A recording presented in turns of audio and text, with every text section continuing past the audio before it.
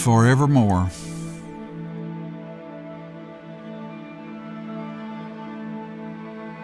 A young man peculiarly aroused by a word his mind had housed, without giving it permission, having come by intuition.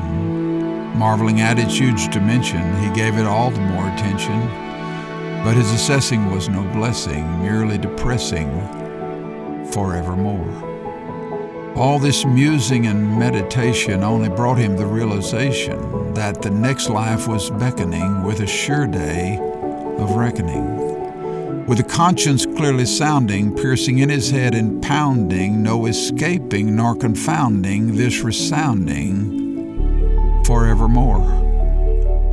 Never has it been surprising, constant clamor and despising there embedded in his being, from which no flight nor fleeing will afford him a refuge seeing.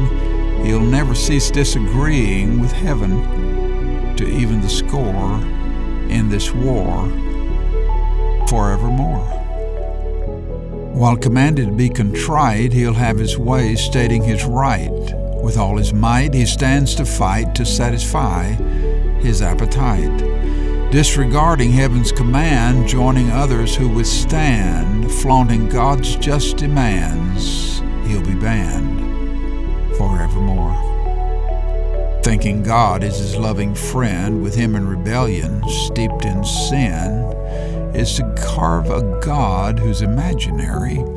A just God is a sinner's adversary. He's outright deceived, God is grieved. His plight is desperate indeed, with his end guaranteed, and that forevermore. When day is done, there's no leaving. All his sins to him are cleaving. No mistake or misconceiving what is due, he'll be receiving. So you see why he's so grieving of this thought that he's believing. No effacing or erasing, it remains forevermore.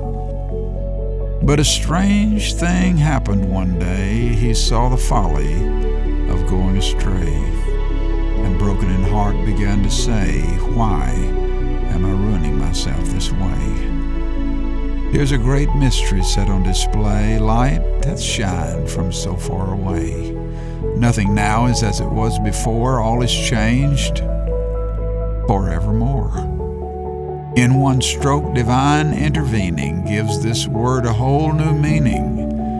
No longer packed with fear and dread, a new dimensions opened up instead.